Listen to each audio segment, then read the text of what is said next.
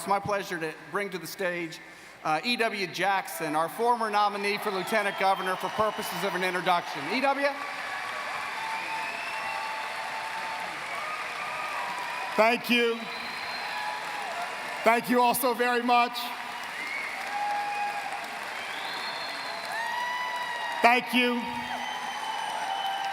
3 years ago, at another convention, you honored me to make me your nominee for Lieutenant Governor. I will always be grateful for the privilege that you gave me to serve. I wish we had been able to take it all the way to victory. We weren't quite able to finish, but I learned something from that experience. I learned the factors that go into defeat, obviously, but I also learned what it takes to win. And we need to win. We need to go all the way to victory this time. To win, you have to have a candidate of conviction, but who also has compassion, even for those who don't agree with us. To win, you need someone who can inspire us, but also unify us around our common values and vision. To win, you need someone who understands what it is to deal with the problems of family life and the problems of issues that every one of us faces as we try to raise our families in a very, very difficult economy. And to win, you need someone who is not focused on self, but focused on service. I've done a lot of thinking.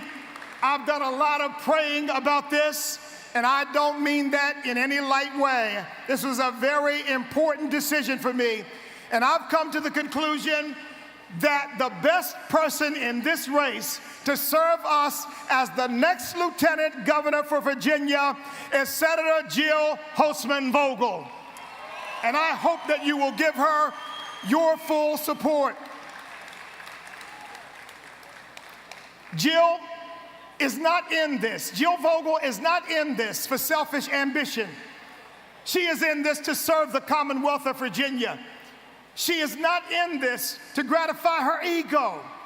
She is in this to make the Commonwealth of Virginia a place where you and I can raise our families to live and work and prosper. Jill Vogel is not in this to make a name for herself, but to make the Commonwealth a place where you and I can feed our families.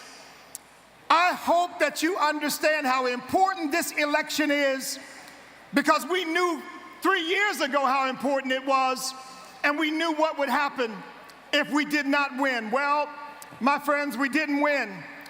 And for 3 years, we have watched Ralph Northam help Mark Herring and Terry McAuliffe do to the Commonwealth of Virginia what Barack Obama is doing to our nation, fundamentally transforming our state and terribly wounding our economy.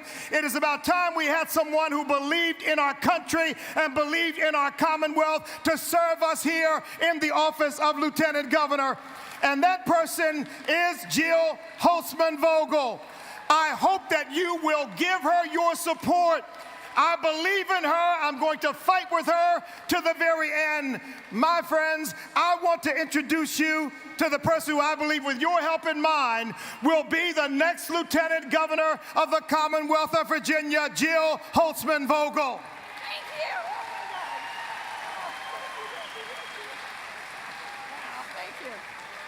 Thank you so much. How in the world do you follow that? That's unbelievable. And I have to say that is incredibly, incredibly humbling. And I promise you, if you allow me to be your nominee in 2017, I will not let you down. I will work really, really hard to take that job of public service, take that job back for real people in Virginia who deserve real people who do this job as public service. That is what that job is meant to be. And who will fight in the Lieutenant Governor's position to do what that job was meant to do.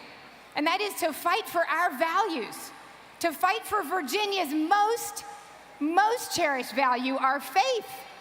Come on, our faith and our right to practice it. It's under horrible attack, not just around the country, not just in the most liberal crevices and places in the country, but in Virginia, the place of our founding fathers where our faith and freedom was founded. It's heartbreaking. I have young children whose values and whose future I am desperate to protect, and that is why it's worth it for me to take the time away from my family and away from my practice and away from the things that I do in life to do this, because I truly care. And I think about all the things that opportunity as Lieutenant Governor provides you to hold that gavel and to break that tie-breaking vote, that time and time again our Lieutenant Governor has failed us on issues of the Second Amendment. Again, what is more important than our freedom of the Second Amendment? I helped pass the legislation this year that rolled back the awful thing our Attorney General tried to do when he tried to roll back our reciprocity. And I carried the bill this year that would have given women the opportunity to defend themselves and have the opportunity to have a concealed carry permit when their life was at stake. And the governor vetoed that bill right before we got here.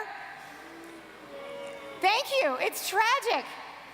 And to think about those who go and serve themselves and not us, real people who have the opportunity to have the Lieutenant Governor cast the important votes on ethics.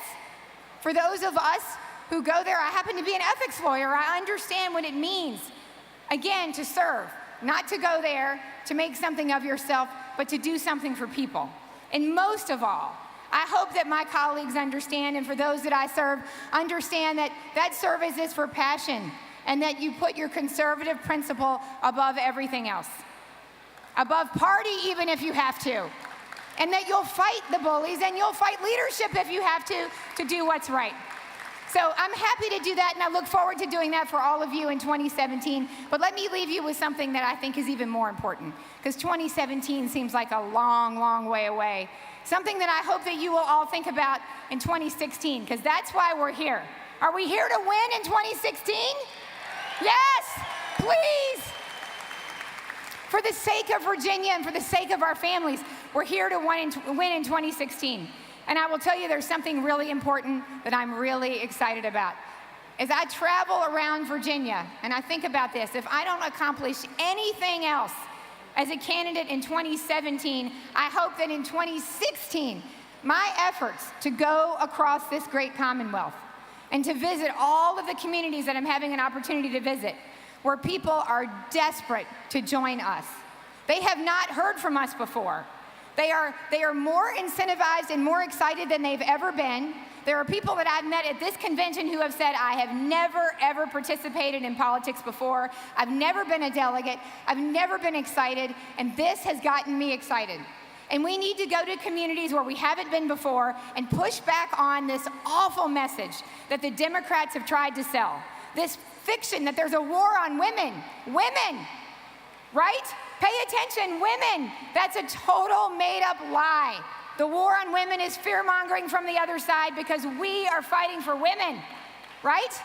Women's rights are property rights.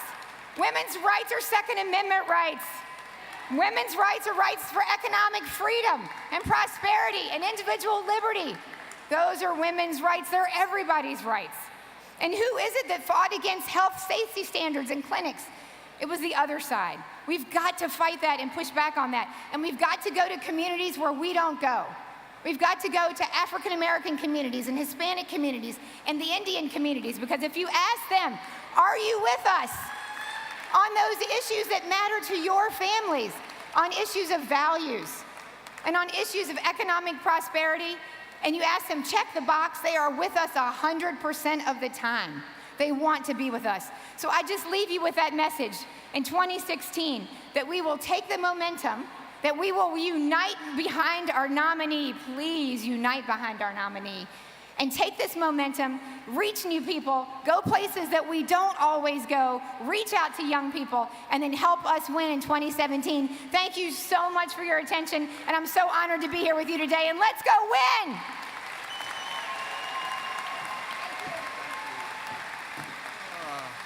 Thank you, Jill, for your enthusiasm and your passion and leadership in the Virginia Senate. We really appreciate you being here with us.